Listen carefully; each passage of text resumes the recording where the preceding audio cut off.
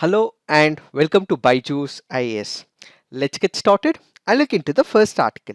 The first article says the ordinance route is bad, repromulgation worse. We have the central government which had recently repromulgated the Commission for Air Quality Management in National Capital Region and Adjoining Areas Ordinance of 2020. In this particular backdrop, the article here is trying to discuss about the concept of the ordinance. What are the issues with respect to repromulgation of the ordinance? So let's try and understand everything with respect to what the concept of ordinance is all about. First, let us trace the history of the ordinance. When we look into the ordinances, these were incorporated into the Constitution of India from Section 42 and Section 43 of the Government of India Act of 1935. This authorized the Governor General to promulgate ordinances during the recess of the legislature, and it also provided the Governor General to promulgate ordinances at any time with respect to certain subjects. So where do we trace the history from? We trace the history from the Government of India Act of 1935. This was introduced into the Constituent Assembly debates as well. Some of the members of the Constituent Assembly emphasized that the ordinance making power of the president was extraordinary in nature and it was against the constitutional morality. They were against this particular introduction, and at the same time there were few people who also commented that the ordinance were a hindrance to the personal freedom and it was a relic of the foreign rule. Why? Since this was an import from the 1935, they suggested that it was a relic of the foreign rule, and at the same time there were also few people in the Constituent Assembly debates who also supported this very idea of introducing the ordinance when it comes to the Constitution of India. What did they say? Let's say for example there were any cases of emergency. In such a situation, the executive should be provided an option of coming up with the law. That is where the Constituent Assembly discussed this whole issue. That is why when you look into the Constituent Assembly debates, it was introduced into the Constitution of India. Now the important question is, yes, the Constituent Assembly did have debates about all these prospects as well, but one thing that they failed to understand is that the repromulgation concept was never imagined in the debates of the Constituent Assembly. Now let's try and understand what is the concept of ordinance. We have what is called as the legislatures. Who are the legislatures? They are the ones who make the laws. Then we have something called as the executive. Who are the executive? They are the ones who implement the laws, execute the laws, enforce the laws. Then we have something called as the judiciary, which interprets the laws. This is what is called as the separation of powers. When it comes to India, we do not have the strict separation of powers. What we have is the overlapping jurisdiction. So the question from my side to you is, which is the country which you can give as an example where there is clear cut separation of powers? Please put it on the comment section. Now let's understand what is this concept of ordinance. As we discussed, there is separation of powers when it comes to legislature, executive and judiciary. Who makes the laws? It is the legislature.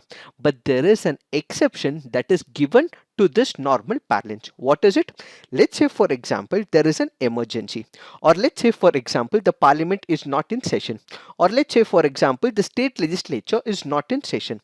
During that particular period of recess where one of the houses is not in session, the government of the day, that is the central government or the state government, would be able to make laws. That is what is called as ordinance. Ideally, the lawmaking power is given to the legislature, but as an exception to this particular rule, the executive, that is the government, would be able to make laws. That is what is called as ordinance. So what is an ordinance? It is a temporary law which is made by the President of India on the advice of the cabinet ministers when the parliament is not in session. So the constitution permits the central government and the state government to make laws when parliament or the state legislature is not in session.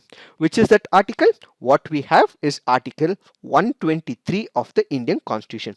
Similarly, what we have is article 213 for the state government. So using this particular principle of the constitution, what we have is the central government which would be able to pass the ordinance and the state government which would be able to pass the ordinance.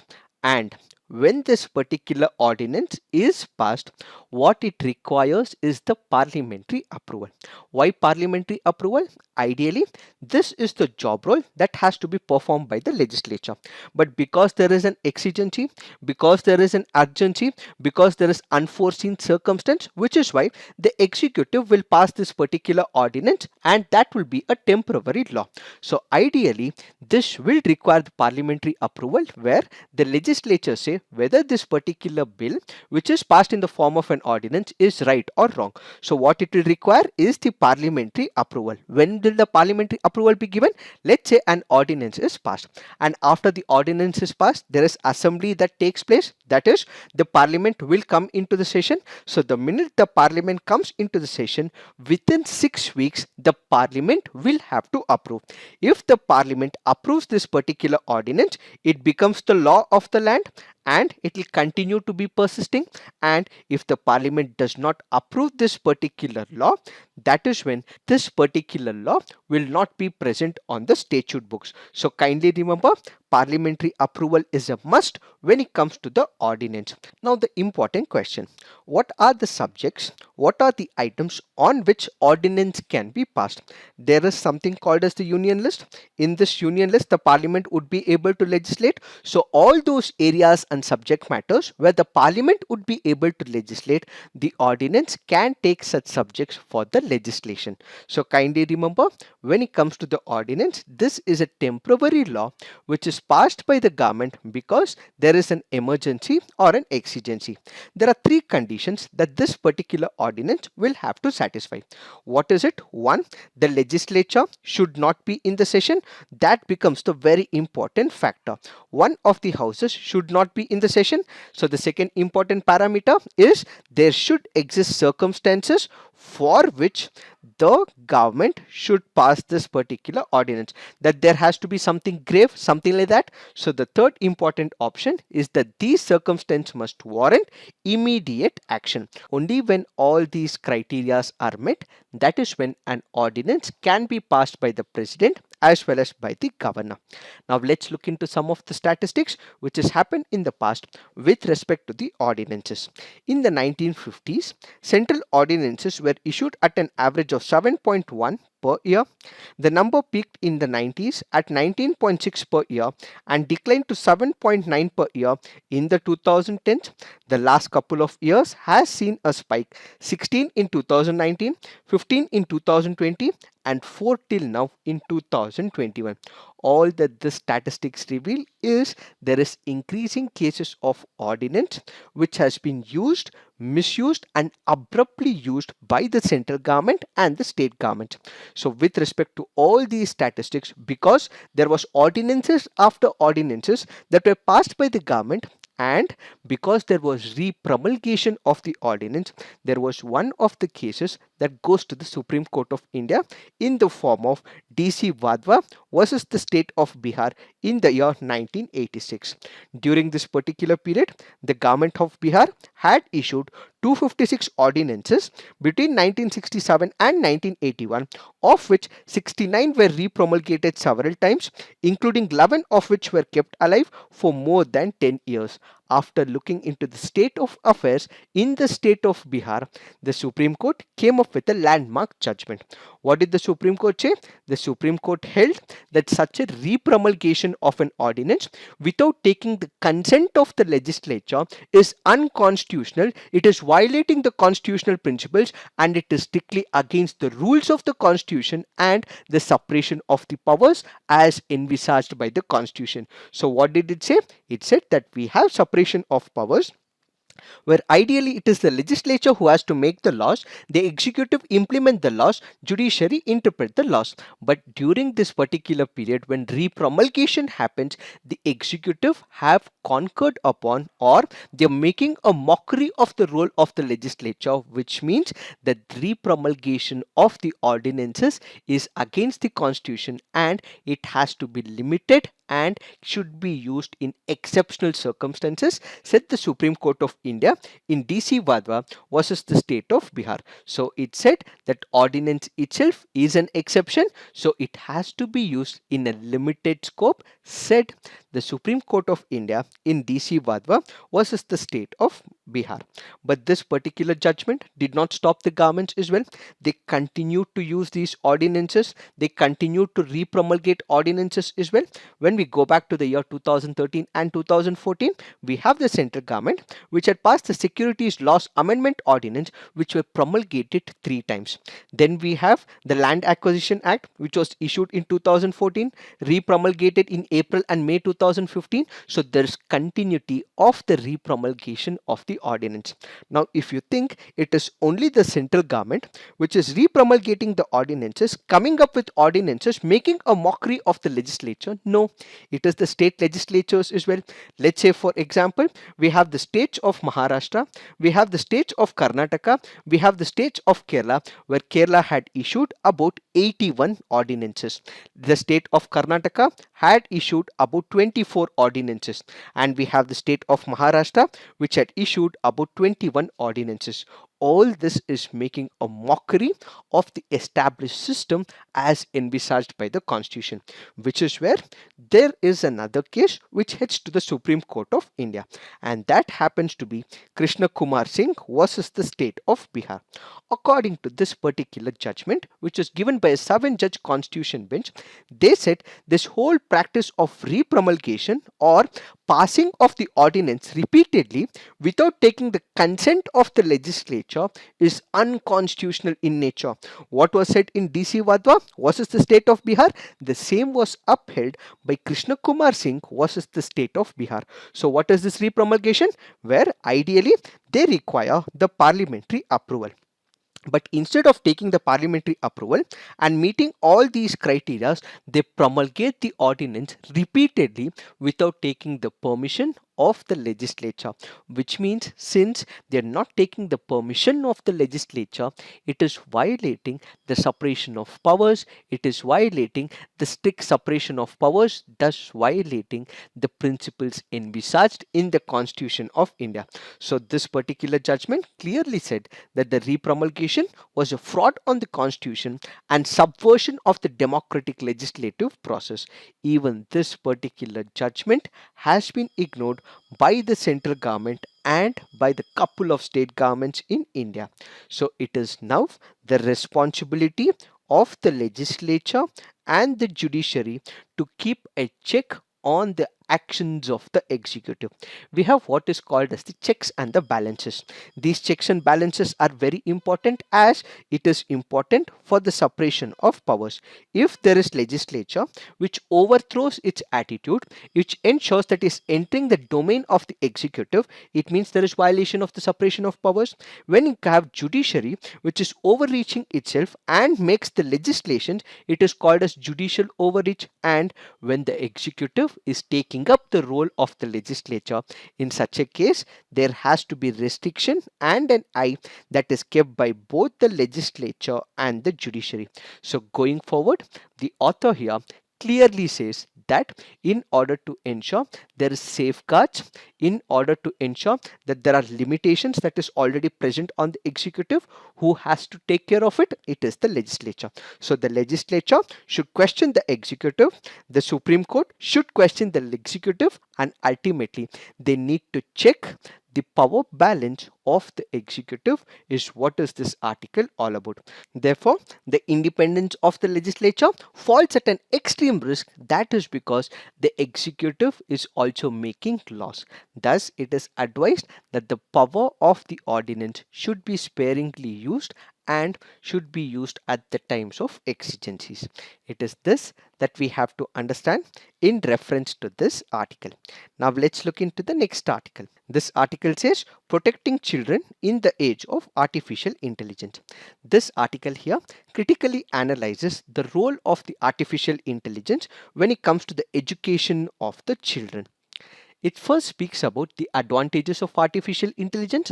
It then looks at various concerns with respect to artificial intelligence and concludes by saying what we require is the balance when it comes to use of the artificial intelligence.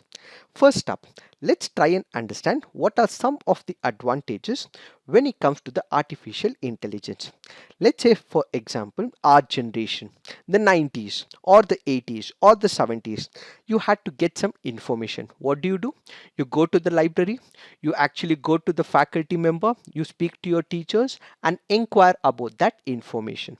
But in the present situation, all that we have to do is sit right in front of the system, Google the information, go to the YouTube, visualize that particular video, and assimilate that particular knowledge. So, what we are witnessing is the fourth industrial revolution, where internet penetration has gone so deep that every single person would be able to learn at the touch of a mouse button.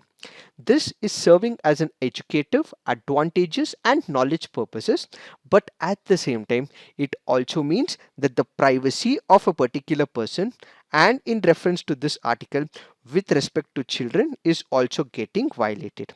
First, let's see what are the advantages of the artificial intelligence. It helps in what is called as the intelligent tutoring system. What is this intelligent tutoring system? Let's say, for example, there is one of the student, let's say about 3 years or 4 years of age, a small kid. It is just starting its pedagogy or the learning skill set. It is trying to understand what is an alphabet, how numbers has to be added. So when it comes to the artificial intelligence and its tools, a new methodology can come up so that this particular student understands what an alphabet is, what a number is. So what we are actually inculcating is an intelligent tutoring system. So the tutoring system is for the children. So what we are coming up with is different tools and techniques so that the child understands what is an alphabet, what is an animal, and different kinds of concepts. So what we have as an advantage is that the student will be able to understand better. It would be able to create an imaginative skill. It would be able to enhance the problem solving ability. It will have different approaches to a particular problem, and it also brings in the curiosity to that particular student or that particular child.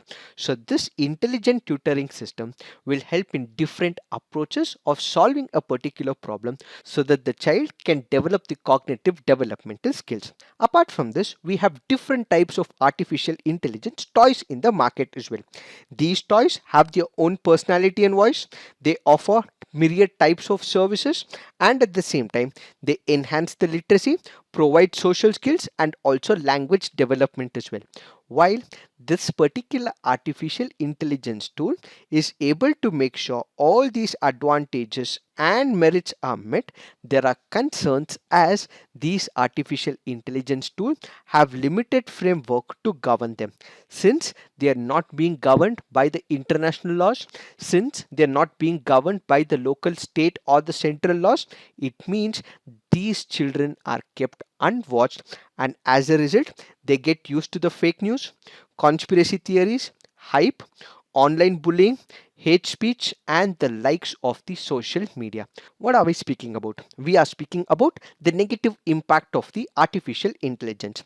When there are artificially powered algorithms which are written, students and children are addicted to these social media platforms, and eventually they see that this particular video or this particular digital platform is the reality, where they create their own perceptions which is away from the reality that is existing in the real world. As a result, they become digitally addicted.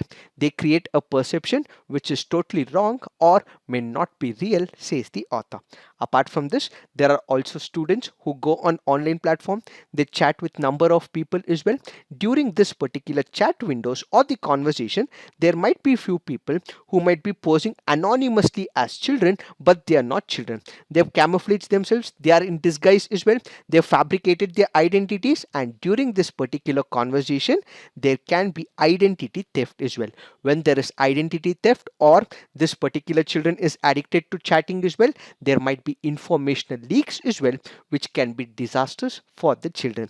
So these are some of the issues when it comes to the artificial intelligence, internet penetration to the children.